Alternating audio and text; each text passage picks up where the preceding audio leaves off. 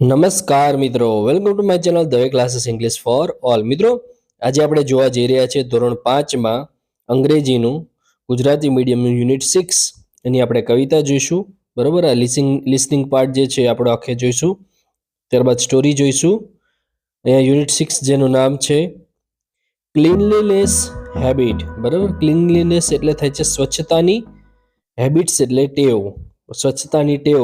બરોબર, એવું પાઠનું નામ છે. આપણે ભણવા જઈ રહ્યા છીએ આગળની એક્ટિવિટી. બટ બિફોર ઇટ મિત્રો, જો મારી ચેનલ પર નવા હો તો આ વિડીયો જોવા માટે અમારી ચેનલને સબસ્ક્રાઇબ કરજો. વિડીયો પસંદ આવે તો એને લાઇક કરજો અને તમારા અન્ય મિત્રો સાથે ચોક્કસથી શેર કરજો. મિત્રો, પહેલી જે કવિતા છે યુનિટ 6ની અંદર, એનું નામ છે મધર અર્થ. મધર એટલે માતા, અર્થ એટલે પૃથ્વી. આપણે સૌ જાણીએ છીએ તેમ આપણે ભારતને માતા કહીએ છીએ. બરાબર, આપણી પૃથ્વી છે એને પણ આપણે માતા જ કહીએ છીએ અને આપણને ઘણું બધું આપે છે.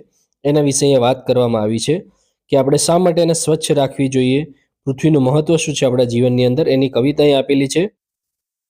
લેટ અસ સી શું કહે છે પહેલી લાઈન મધર અર્થની. Our earth is a quite special. Our એટલે આપણી, અર્થ એટલે પૃથ્વી, ક્વાઇટ એટલે તદ્દન, સ્પેશિયલ એટલે ખાસ, વન એટલે એક. આપણી પૃથ્વી છે એક ખાસ છે અને આપણે સૌ જાણીએ જ છીએ કેમ ખાસ છે. જો આગળ કહે છે it gives us water, soil and sun. It એટલે તે, કોણ? તો મિત્રો થાય છે અર્થ, પૃથ્વી. ગિવ્સ એટલે આપણને આપે છે, અસ એટલે આપણને, વોટર પાણી આપે છે, સોઇલ જમીન માટી આપે છે, એન્ડ સન સૂર્ય આપે છે. બરોબર, સૂર્યની આસપાસ જે પરિક્રમણ કરે છે, પરિભ્રમણ કરે છે, એને કારણે આપણને સન મળે છે. People and animal share the land. People એટલે લોકો, એનિમલ એટલે પ્રાણીઓ, શેર એટલે વહેંચવું. બરોબર, જીવન ગુજારે છે. બરોબર, પૃથ્વી પર છે. લેન્ડ એટલે જમીન. આ જમીન વેચીને એ લોકો જીવન કાઢે છે. એટલે કે આપણે માણસો પણ રહીએ છીએ, પ્રાણીઓ પણ આ જમીન ઉપર રહે છે. એવું નથી કે ફક્ત માણસોનો જ હક છે અથવા તો એનિમલ્સનો જ છે, પણ બંને શેર કરીને રહે છે. Let's all land a helping hands. Let's એટલે ચાલો આપણે, ઓલ એટલે બધા, લેન્ડ એટલે આપીએ, હેલ્પિંગ એટલે મદદ કરતા, હેન્ડ્સ એટલે હાથ. ચલો આપણે આ પૃથ્વીને પણ મદદ કરીએ અથવા તો એકબીજાને મદદ કરીએ. કઈ રીતે? You can save water and plant A tree. બરાબર, હેલ્પિંગ હેન્ડ્સ, કઈ રીતે આપણે પૃથ્વીને મદદ કરી શકશું? તો યુ એટલે તમે, કેન સેવ એટલે બચાવી શકો છો, વોટર એટલે પાણી, એન્ડ પ્લાન્ટ એટલે રોપી શકો છો, ટ્રી એટલે વૃક્ષો. આપણે પાણી પણ બચાવી શકીએ છીએ અને વધુ વૃક્ષો વાવી શકીએ જેથી કરીને આ પૃથ્વી બચી શકે. આપણે સૌ જાણીએ છીએ તેમ કે નજીકના સમયમાં પાણી પણ ખૂટી જશે અને જો વૃક્ષો નહીં રહે તો વરસાદ પણ આવશે નહીં. મિત્રો, આગળ શું કહે છે? Make a better home for free. Make એટલે બનાવવું, બેટર એટલે સારું, હોમ એટલે ઘર, ફોર ફ્રી એટલે મુફ્તમાં. બરોબર, આપણે પાણી બચાવીશું, વૃક્ષો વાવીશું તો આજે આપણને પૃથ્વીએ, જમીને આપણને સારી એવી જગ્યા આપી છે રહેવા માટે. બરોબર, મુફ્તમાં. આપણે કોઈ પણ ભાડું કે એવું ચૂકવતા નથી. જો પૃથ્વી આપણી પાસેથી કંઈક એવું માગે, બરોબર, પણ એવું કહે છે કે આપણને આ જમીન મળી છે તો આપણે એનો સદુપયોગ કરીએ અને સારું એવું ઘર બનાવીએ. અહીંયા આપણે પાણી બચાવીને અને વૃક્ષો વાવીને. રિસાયકલ થિંગ્સ ડોન્ટ થ્રો અવે. રિસાયકલ એટલે કે ફરી ઉપયોગ કરી શકાય તેવી, થિંગ્સ એટલે વસ્તુઓ, ડોન્ટ એટલે નહીં, થ્રો એટલે ફેંકવી, અવે એટલે દૂર. એવી વસ્તુ કે જેનો ફરી ઉપયોગ કરી શકાય એ ફેંકશો નહીં.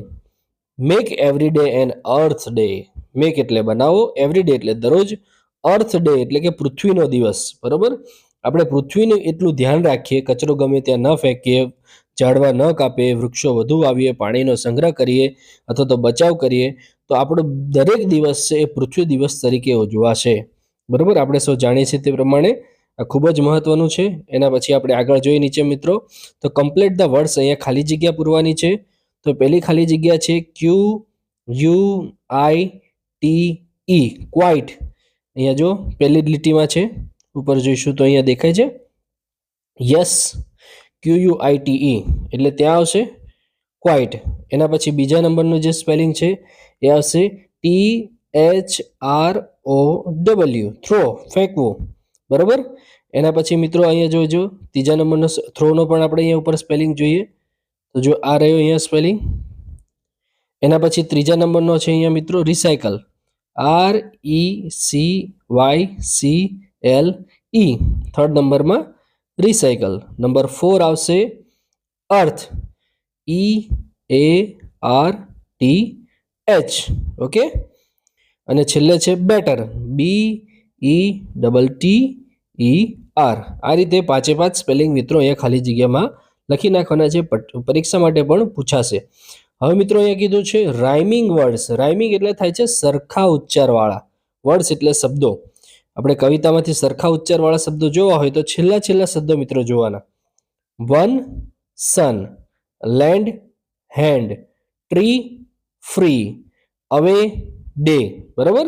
એટલે આ સરખો ઉચ્ચાર થાય છે પાછળથી એનો, એટલે એને રાઇમિંગ વર્ડ્સ કહેવામાં આવે છે. તો અહીંયા સૌથી પહેલા આપણે જોઈશું સન છે કયો છે? ફન. ફન તો અહીંયા કવિતામાં આપણે આપેલો છે સન. બરાબર? લેન્ડ તો હેન્ડ, પછી ફ્રી તો ટ્રી, અને કેર માટે કયો છે છેલ્લે અહીંયા જોઈશું આપણે? તો ત્યાં આવશે શેર, SHARE. બરાબર? આ રીતે મિત્રો અહીંયા રાઇમિંગ વર્ડ્સ પૂરા થઈ ગયા છે. આઈ હોપ કે તમને આ કવિતાને અહીંયા આપેલી એક્ટિવિટી સારી રીતે સમજાઈ હશે. આપણા નેક્સ્ટ વિડીયોની અંદર આપણે આ વાર્તા જોઈશું. જો અમારો વિડીયો પસંદ આવે તો ચોક્કસથી લાઈક કરજો અને મિત્રો સાથે શેર કરજો, અને અમારી ચેનલને ચોક્કસથી સબસ્ક્રાઈબ કરજો. Thank you so much.